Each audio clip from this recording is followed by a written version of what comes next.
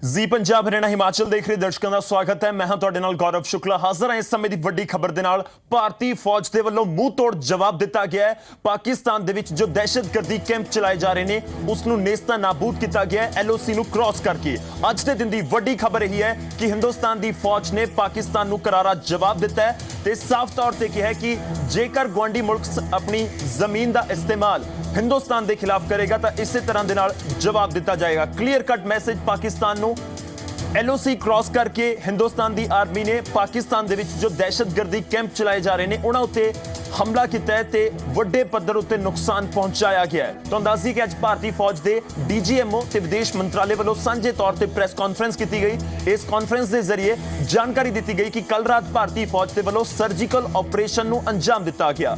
एक गुप्त जानकारी मिली सी इंडियन आर्मी नूं जिस विच ये पता लग्या सी कि कुछ दहशतगर्द LOC दे नेड़े घुसपैठ दी फिराक दे विच ने।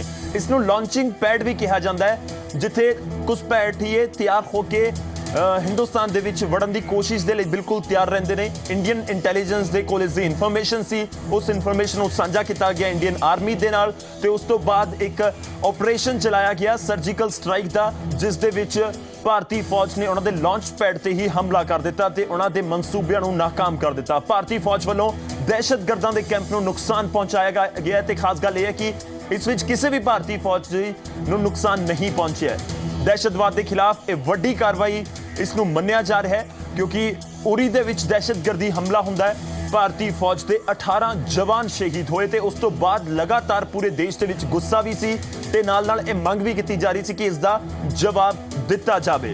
दिता गया जवाब पहला हुण तक सिर्फ निंदा हुंदी सी या फिर हुण तक बैठकों का दौर चल रहा सी, सिंधु जल समझौते दे उत्ते चर्चावां चल रही सी, फेवर्ड नेशन का तमगा हटाए जाने के उत्ते चर्चा चल रही सी, पर इस विचाले कार्रवाई सर्जिकल स्ट्राइक इंडियन आर्मी वालों ते नेस्ता नाबूद किए गए ने जिहड़े पाकिस्तान के कुछ दहशतगर्दी कैंप चलाए जा रहे सी।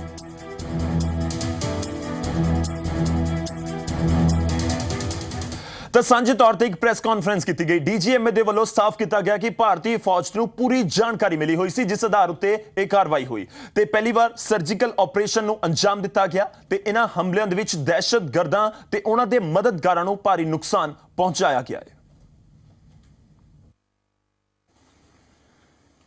कल बहुत ही विश्वस्त और पक्की जानकारी मिलने के ऊपर कि कुछ आतंकवादी लाइन ऑफ कंट्रोल के साथ लॉन्च पैड्स के अंदर एकत्रित हुए हैं इस इरादे के साथ कि वो घुसपैठ करके सीमा के इस पार जम्मू एंड कश्मीर के अंदर या भारत के महत्वपूर्ण शहरों के अंदर आतंकवादी हमले कर सकें। इस खबर को मिलने के बाद भारतीय सेना ने सर्जिकल स्ट्राइक्स कल उन लॉन्च पैड्स के ऊपर किए हैं।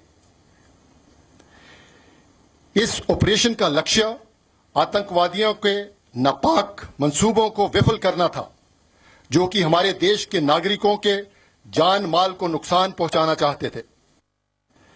इन काउंटर टेररिस्ट ऑपरेशंस के दौरान आतंकवादी और उनके समर्थकों को भारी नुकसान पहुंचाया गया है और कईयों को उधर मार गिराया गया है। इन ऑपरेशंस को अब समाप्त कर दिया गया है जिनका उद्देश्य केवल आतंकवादियों के खिलाफ कार्रवाई करना था।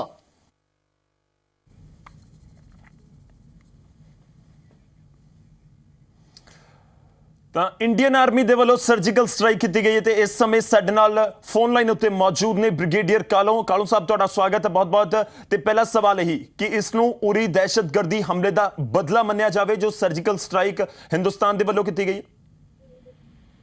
देखिए बड़े ਜਦੋਂ ਤੋਂ ਪਠਾਨਕੋਟ 에ਅਰਫੀਲਡ ਦੇ ਉੱਤੇ ਅੱਤਵਾਦੀ ਹਮਲਾ ਹੋਇਆ ਹੈ ਜੀ ਉਸ ਸਮੇਂ ਤੋਂ ਲੈ ਕੇ ਹੁਣ ਉਰੀ ਤੇ ਜਿਹੜਾ ਹਮਲਾ ਹੋਇਆ ਉਦੋਂ ਤੱਕ ਜਾਂ ਉਸ ਤੋਂ ਪਹਿਲਾਂ ਵੀ ਔਰ ਉਸ ਤੋਂ ਵਿਚਕਾਰ ਵੀ ਤੇ ਜਦੋਂ ਵੀ ਇਹ ਪਾਕਿਸਤਾਨ ਦੀ ਤਰਫੋਂ ਅੱਤਵਾਦੀ ਘੁਸਪੈਠ ਕਰਕੇ ਲਾਈਨ ਆਫ ਕੰਟਰੋਲ ਜਾਂ ਇੰਡੀਅਨ ਜਿਹੜਾ ਇੰਟਰਨੈਸ਼ਨਲ ਬਾਰਡਰ ਪਾਰ ਕਰਕੇ ਇਸ ਕਿਸਮ ਦੀਆਂ ਹਰਕਤਾਂ ਕਰਨ ਲੱਗੇ ਕਰਦੇ ਰਹੇ ਤਾਂ ਉਸ ਦਾ ਜਵਾਬ ਦੇਣ ਵਾਸਤੇ ਭਾਰਤੀ ਫੌਜ ਨੂੰ ਪਹਿਲਾਂ ਹੀ ਇਸ ਦੀ ਤਿਆਰੀ ਕਰ ਲਈ ਗਈ ਸੀ ਕਿ ਜਦੋਂ ਵੀ ਕਿਤੇ ਲੋੜ ਪੈਣ ਤੇ ਆਪਣੇ निर्धारित समय टाइम सीमावर्ती इलाके च जी खास तौर पर घुसपैठ वाले जेड़े के लॉन्च पैड ने पर्टिकुलरली जम्मू कश्मीर का जड़ा अनअधिकारिक तौर ते पाकिस्तान दे कब्जे हेठ इलाका है जी और उसके विच जेड़े के सीमावर्ती इलाके दे नाल कैंप ਜਾਂ जगह जिथे के घुसपैठिए जितों के हमारी सीमावर्ती इलाके च पार करके नुकसान पहुंचा सकते हैं उन्होंने वास्ते उथे उन्होंने सर्जिकल स्ट्राइक करने वास्ते ये तैयारी तो ऑपरेशनल प्लान जो छोटी छोटी होती हैं जी ये तैयार हो जाती हैं केवल हुक्म की इंतजार होंगी है जड़ा कि जो प्रधानमंत्री ने एक कड़े शब्दों च चेतावनी दी कि 18 शहीदां का बलिदान जो है वो व्यर्थ नहीं जाएगा जी। मैं समझदा हाँ उस बदला लैन की कार्रवाई हुण हाले शुरू हुई है ते मैं भारतीय फौजां दे उन्हां बहादुर जरनैलां नूं मुबारकबाद देना शाबाश देना जिन्हां ने कि जी अपनी देश की खातर एक बहुत चंगा प्रदर्शन करके अंदर घुसपैठ करके जेड़े अतवादी लॉन्च पैड ने उन्होंने नुकसान पहुंचाया है और अतवादी जी जो साडे काबू थे आए भी ने कई इलाकों च होके उन्होंने भी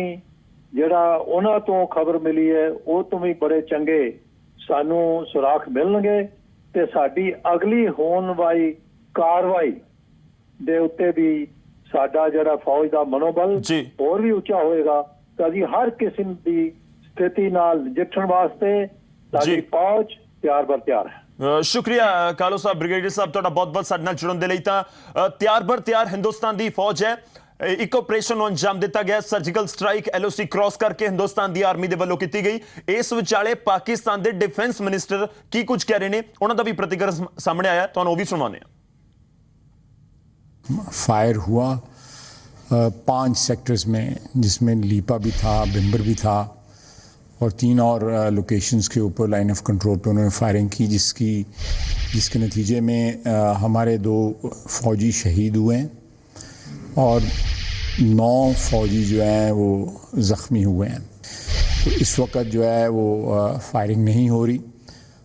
ये सुबह के पैर में जो रात का यानी अलग सुबह के वक्त ये सारा वाक़या हुआ है और ये एक सोचे समझे मंसूबे के तहत उन्होंने किया है।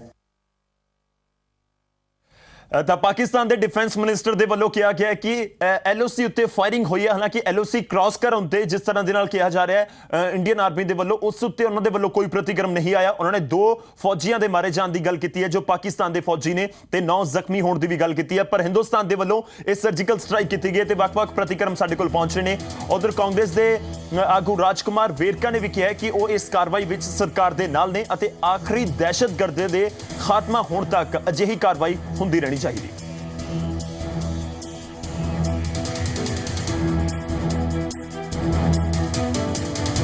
जो एलओसी पे और उनके ट्रेनिंग कैंपों पे अटैक किया है सरकार ने वो बहुत बेहतरीन कदम है और ये कदम भारत सरकार की भारतीय फौज की आगे बढ़ने चाहिए। ये कदम रुकने नहीं चाहिए। ये कदम तब तक चलते रहें जब तक आखिरी कैंप जो आतंकवाद का आखिरी कैंप समाप्त नहीं हो जाता। मैं अपने नौजवान साथियों को आर्मी का बीएसएफ का पैरामिलिट्री फोर्सेस को धन्यवाद देता हूं। ਤਾਂ ਪਾਕਿਸਤਾਨ ਦੇ ਖਿਲਾਫ ਸਰਜੀਕਲ ਸਟ੍ਰਾਈਕ ਜੋ ਦਹਿਸ਼ਤਗਰਦੀ ਕੈਂਪ ਚੱਲ ਰਹੇ ਨੇ ਉਸ ਦੇ ਖਿਲਾਫ ਤੇ ਇਕਜੁੱਟ ਇੱਕ ਸੁਰ ਦੇ ਵਿੱਚ ਪੂਰਾ ਦੇਸ਼ ਖੜਾ ਨਜ਼ਰ ਆ ਰਿਹਾ। ਉਧਰ ਬੀਜੇਪੀ ਦੇ ਸੀਨੀਅਰ ਆਗੂ ਸ਼ਾਹਨਵਾਜ਼ ਹੁਸੈਨ ਨੇ ਫੌਜ ਦੇ ਵੱਲੋਂ ਕੀਤੇ ਗਏ ਆਪਰੇਸ਼ਨ ਤੇ ਆਰਮੀ ਨੂੰ ਸਲਾਮ ਕੀਤਾ ਅਤੇ ਕਿਹਾ ਕਿ ਦੇਸ਼ ਦੀ ਆਰਮੀ ਦੇਸ਼ ਦੀ ਸੁਰੱਖਿਆ ਦੇ ਲਈ ਤਿਆਰ ਬਰ ਤਿਆਰ ਹੈ। हमारे सुरक्षा बल के जवानों को हम सलाम करते हैं जिन्होंने पाकिस्तान के उन 5 टेररिस्ट जो पैड थे जो भारत में घुसने के फिराक में थे उनको घुसकर पूरी तरह तहस नहस किया है और ये आत्मरक्षा में हमें ये पूरा अधिकार था।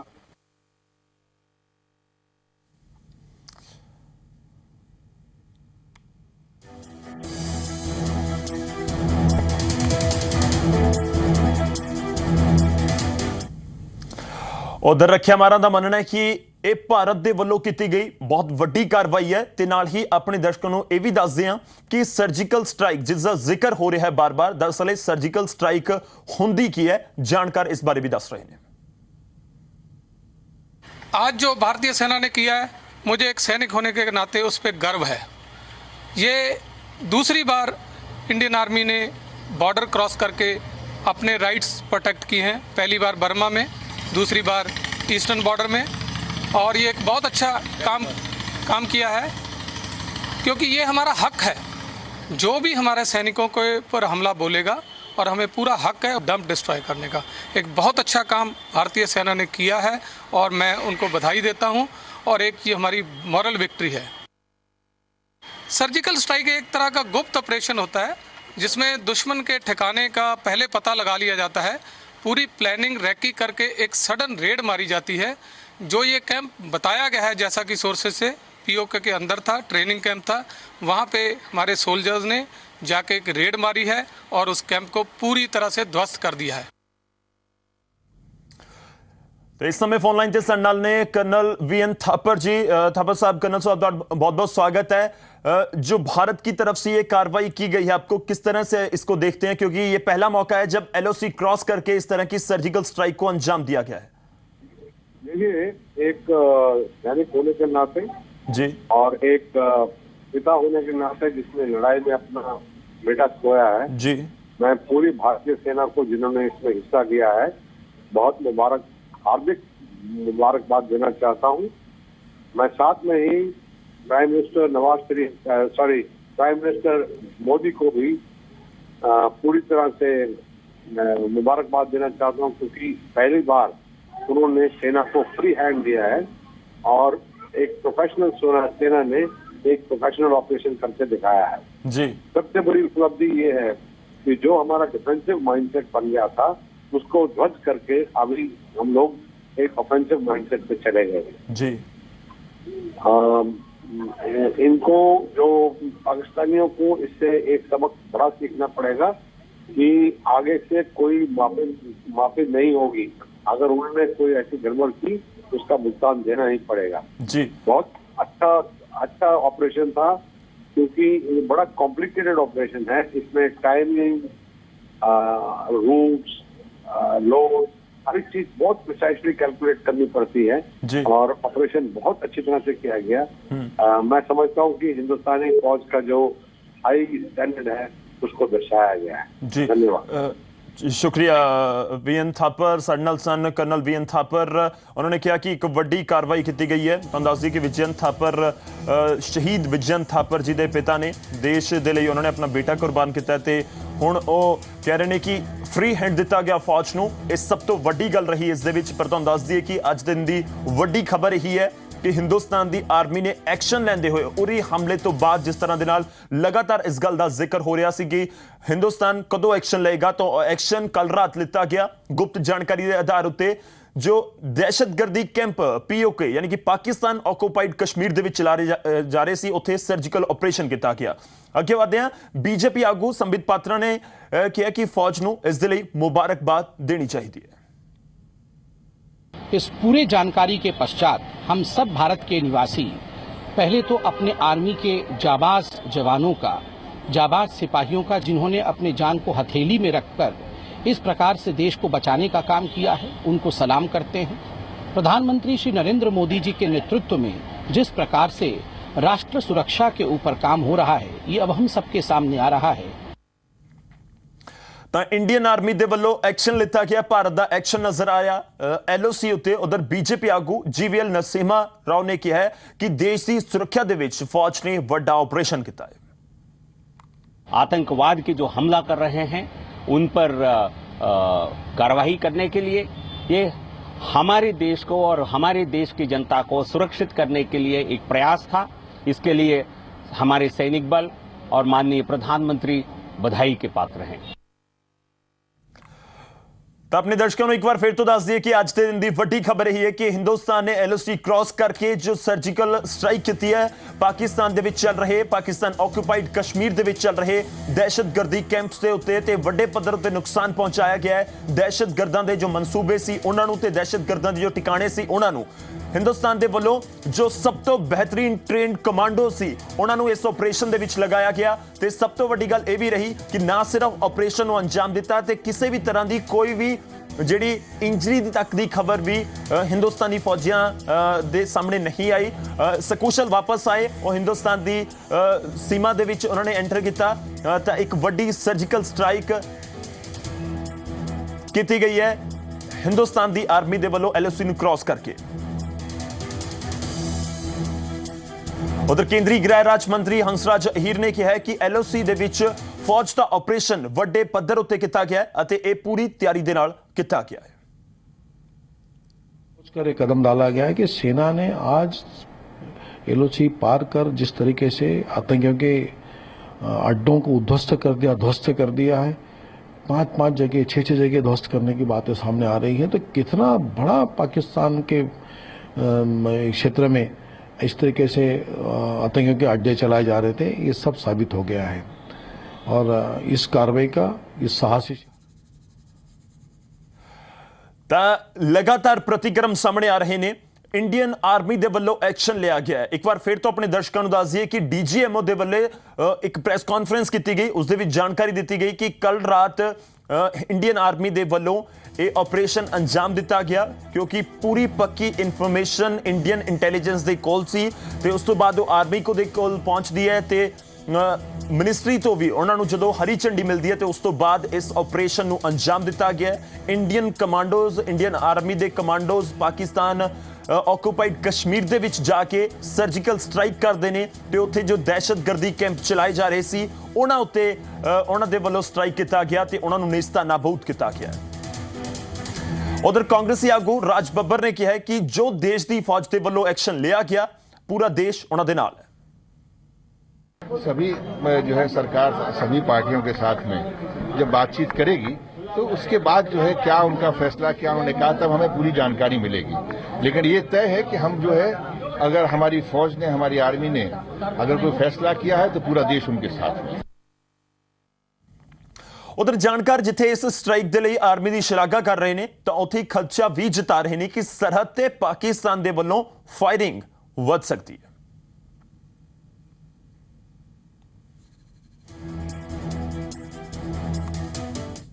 नुकसान पहुंचाया है कैजुअल्टी के बारे में, जो पाकिस्तान की कैजुअल्टी हुई है उसके बारे में अभी एग्जैक्ट खबर बाद में आएगी। हमारे जवान सुरक्षित आ गए और ये इंफॉर्मेशन पहली दफे पाकिस्तान गवर्नमेंट को भी दे दी है कि भारत ने सर्जिकल ऑपरेशन किया है आतंकवादी गतिविधियों को रोकने के लिए।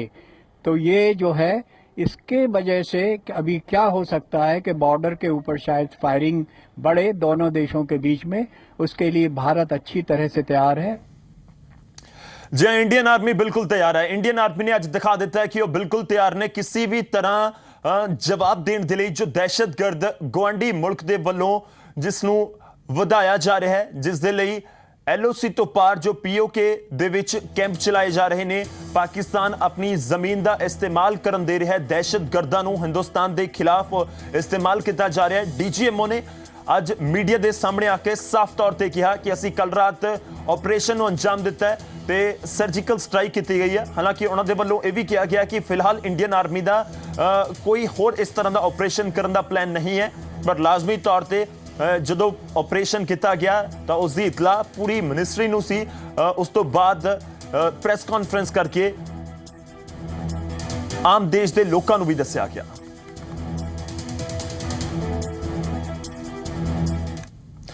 इस प्रेस कॉन्फ्रेंस के दौरान DGMO ने साफ किया कि इस कार्रवाई बारे पाकिस्तान की फौज को भी जानकारी दी जा चुकी है ते फिलहाल हुण भारत की अजिही कार्रवाई जारी रखने का कोई इरादा नहीं है पर हाँ भारत किसी भी दहशतगर्दी हमले नाल नजिठण दे लई पूरी तरह तैयार है। नाल ही पाकिस्तान को अपील की गई कि दहशतगर्दां के खिलाफ कार्रवाई दे विच पाकिस्तान भारत की मदद करे ते इलाके च शांति कायम करे। हमारा इन ऑपरेशंस को और समय तक जारी रखने का कोई इरादा नहीं है। लेकिन मैं ये यकीन दिलाना चाहता हूं कि भारतीय आर्म्ड फोर्सेस, सशस्त्र दल किसी भी कॉन्टिजेंसी के लिए हर समय तैयार हैं। पाकिस्तान ने जनवरी 2004 में जो आश्वासन दिया था कि वे अपनी जमीन से भारत के खिलाफ आतंकवादी हमले नहीं होने देंगे, और इसी वचन के अनुसार मैं पाकिस्तान सेना से उम्मीद करता हूं कि वो हमारा समर्थन करें और हम मिलकर इस आतंकवाद को जड़ से मिटा सकें। जी बिल्कुल, हिंदुस्तान ਦੇ ਵੱਲੋਂ ਇਹੀ ਕਿਹਾ ਜਾ ਰਿਹਾ ਕਿ ਜੋ ਹੁਣ ਤੱਕ ਪਾਕਿਸਤਾਨ ਕਹਿੰਦਾ ਆਇਆ ਕਿ ਦਹਿਸ਼ਤਵਾਦ ਦੇ ਉਹ ਵੀ ਖਿਲਾਫ ਹੈ, ਉਹ ਵੀ ਇਸ ਦਾ ਸੰਤਾਪ ਚੱਲ ਰਿਹਾ ਹੈ, ਤਾਂ ਹੁਣ ਸਮਾਂ ਆ ਗਿਆ ਜਦੋਂ ਹਿੰਦੁਸਤਾਨ ਨੇ ਸਰਜੀਕਲ ਸਟ੍ਰਾਈਕ ਕੀਤੀ ਹੈ ਤੇ ਦਹਿਸ਼ਤਗਰਦੀ ਕੈਂਪ ਨੂੰ ਨੇਸਤਾਨਾਬੂਦ ਕੀਤਾ ਹੈ। ਇਸ ਸਮੇਂ ਹਿੰਦੁਸਤਾਨ ਦਾ ਸਾਥ ਪਾਕਿਸਤਾਨ ਦਵੇ, ਪਰ ਪਾਕਿਸਤਾਨ ਬੁਖਲਾਇਆ ਹੋਇਆ ਇਸ ਸਮੇਂ ਨਜ਼ਰ ਆ ਰਿਹਾ ਹੈ ਤੇ ਫਿਲਹਾਲ LOC ਕ੍ਰਾਸ ਕਰਨ ਦੀ ਗੱਲ ਵੀ ਡਿਫੈਂਸ ਮਿਨਿਸਟਰ ਜੋ ਪਾਕਿਸਤਾਨ ਦੇ ਨੇ ਉਹਨਾਂ ਦੇ ਵੱਲੋਂ ਨਹੀਂ ਮੰਨੀ ਗਈ, ਪਰ ਹਿੰਦੁਸਤਾਨ ਦੀ ਫੌਜ ਨੇ ਇਸ ਆਪਰੇਸ਼ਨ ਨੂੰ ਅੰਜਾਮ ਦਿੱਤਾ ਹੈ। ਜਦੋਂ ਦਹਿਸ਼ਤਗਰਦੀ ਕੈਂਪ ਉੱਥੇ ਚਲਾਏ ਜਾ ਰਹੇ ਸੀ ਉਸ ਨੂੰ ਸਟ੍ਰਾਈਕ ਕੀਤਾ ਤੇ ਉਸ ਦੇ ਉੱਤੇ ਹਮਲਾ ਕਰਕੇ ਉਹਨਾਂ ਨੂੰ ਨੇਸਤਾਨਾਬੂਦ ਕੀਤਾ ਹੈ। ਨਾਲ ਹੀ ਸਾਫ਼ ਕੀਤਾ ਗਿਆ ਕਿ ਫਿਲਹਾਲ ਇਸ ਤਰ੍ਹਾਂ ਦੀ ਕੋਈ ਹੋਰ ਆਪਰੇਸ਼ਨ ਦਾ ਇੰਡੀਅਨ ਆਰਮੀ ਦਾ ਕੋਈ ਪਲਾਨ ਨਹੀਂ ਹੈ, ਪਰ ਇਸ ਆਪਰੇਸ਼ਨ ਨੂੰ ਅੰਜਾਮ ਦਿੱਤਾ ਗਿਆ। ਕੱਲ ਦੀ ਰਾਤ ਪੂਰੀ ਇਨਫੋਰਮੇਸ਼ਨ ਤੋਂ ਬਾਅਦ ਇੱਕ ਪੂਰਾ ਗਰੁੱਪ ਜੋ ਇੰਡੀਅਨ ਆਰਮੀ ਦੇ ਟ੍ਰੇਨਡ ਬਿਲਕੁਲ ਵਧੀਆ ਕਮਾਂਡੋ, ਤੁਸੀਂ ਬਿਹਤਰੀਨ ਕਮਾਂਡੋ ਕਹਿ ਸਕਦੇ ਨੇ, ਉਹਨਾਂ ਨੂੰ ਇਸ ਦੇ ਵਿੱਚ ਸ਼ਾਮਲ ਕੀਤਾ ਗਿਆ ਤੇ ਇਸ ਸਰਜੀਕਲ ਸਟ੍ਰਾਈਕ ਨੂੰ ਅੰਜਾਮ ਦਿੱਤਾ ਗਿਆ। ਤੇ ਰਾਹਤ ਦੀ ਗੱਲ ਕਹੋ ਤੇ ਸਭ ਤੋਂ ਵੱਡੀ ਗੱਲ ਇਸ ਦੇ ਵਿੱਚ ਇਹੀ ਰਹੀ ਕਿ ਸਾਡੇ ਕਮਾਂਡੋਜ਼ LOC ਕ੍ਰਾਸ ਕਰਕੇ ਉੱਥੇ ਤੱਕ ਪਹੁੰਚੇ, ਇਸ ਆਪਰੇਸ਼ਨ ਨੂੰ ਅੰਜਾਮ ਦਿੱਤਾ ਤੇ ਵਾਪਸ ਸਹੀ ਸਲਾਮਤ ਹਿੰਦੁਸਤਾਨ ਦੀ ਧਰਤੀ ਦੇ ਉੱਤੇ ਵਾਪਸ ਵੀ ਆਏ ਆਪਣੀ ਪੂਰੇ ਆਪਰੇਸ਼ਨ ਨੂੰ ਅੰਜਾਮ ਦੇਣ ਤੋਂ ਬਾਅਦ।